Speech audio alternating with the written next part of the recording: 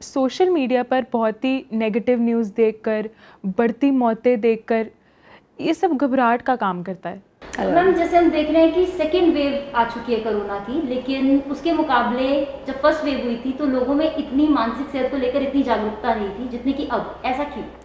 मुझे ऐसा लगता है कि जो पहली वेव थी उसमें पहले ही प्रधानमंत्री द्वारा प्रिकॉशंस लेने के लिए कह दिया गया था कि आप अपने घरों में रहें। बट जब सेकेंड वेव आई तो लापरवाही ज़्यादा होने के कारण लोगों ने प्रिकॉशंस नहीं ली, मास्क नहीं लगाए, जिसकी वजह से ये बीमारी इतनी बढ़ गई है। एक मेरे ही नोन में एक मेरी फ्रेंड है जिन्होंने, वो जो डॉक्टर हैं और जो हॉस्पिटल में रोज़ काम कर रहे थे, पेशेंट्स का ध्यान रख रहे थे, पर एक उन सबको देखते हुए, उन सबको नज़र रखते हुए तो उनकी खुद की मेंटल हेल्थ इतनी ख़राब हो गई कि उन्होंने सुसाइड कमिट कर लिया। तो इन सब के चलते मेरा मैसेज यही मैं जो देना चाहूँगी वो यही है कि आप लोग अपना भी ध्यान रखें और आप लोग जो आपके साथ आपको हेल्प कर रहे हैं, आपकी सेवा कर रहे हैं, जो हेल्थ लाइन में हैं, उनका भी ज़्यादा ध्यान रखें ताकि वो भी अपनी आप को ठीक रख के आपको भी सुधार सकें आपकी सेहत को।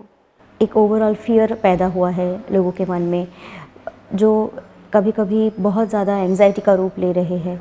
और जैसे हमने देखा कि पिछली बार भी हमने देखा था कि जो लोग पहले से ही बीमार हैं मानसिक तौर पे, जिन लोगों को कोई भी मेंटल इलनेस पहले भी था, लॉकडाउन के चलते ये मेंटल इलनेस पहले से ज़्यादा बढ़ गई। एंग्जाइटी घर बैठे बैठे भी कुछ हद तक हम कम कर सकते हैं। जैसे फिज़िकल इम्यूनिटी होती है, बीमारी के साथ लड़ने का क्षमता जो बॉडी में होती है, वैसे मेंटल इम्यूनिटी भी है, साइकोलॉजिकल इम्यूनिटी जिसको हम रेजिलियंस बोलते हैं, जिसको हम और बढ़ा सकते हैं। जब भी कोई क्राइसिस आती है, उस क्राइसिस से हम जैसे भी डील करते हैं उसी हिसाब से हम सीखते हैं कुछ, और उसी लर्निंग को हम आगे भी यूज़ कर सकते हैं। तो ये भी एक क्राइसिस का माहौल है। इस क्राइसिस से डील करना बहुत ज़रूरी भी है, क्योंकि अगर हम मानसिक तौर पे ज़्यादा टूट जाएंगे तो उसका असर हमारे हेल्थ पे भी पड़ेगा, और अगर हेल्थ ख़राब होगा तो उसका इफ़ेक्ट भी मानसिक स्थिति पे आती है। तो पैंडेमिक की बात हम जब भी करते हैं तो हम सब बड़ों की बात करते हैं कि बड़े क्या फेस कर रहे हैं, पर बच्चों के बारे में कोई भी बात नहीं करता। तो पैंडेमिक, लॉकडाउन का असर बच्चों पे भी काफ़ी ज़्यादा पड़ा है। जहाँ हम बड़े की स्ट्रेस लेवल्स की बात करते हैं, बच्चे भी बहुत extreme stress levels, anxiety, attention problem से गुजर रहे हैं। तो बहुत ज़रूरी है कि उनकी भी हम अप्रोप्रिएटली देखभाल करें। ये वक्त बच्चों के लिए बहुत कीमती है, तो हम अगर चाहें भी तो हमें उनको ज़्यादा लाड प्यार नहीं देना है, ओवरली पैम्पर नहीं करना है, पर बहुत अप्रोप्रिएटली उनकी देखभाल करनी है। आप नए नए तरीके ढूंढिए उनको एंगेज रखने के लिए, ताकि वो स्क्रीन टाइम में ज़्यादा इन्वॉल्व नहीं रहें, पर मीनिंगफुल चीज़ों में अपने आप को इन्वॉल्व रखें वो लोग।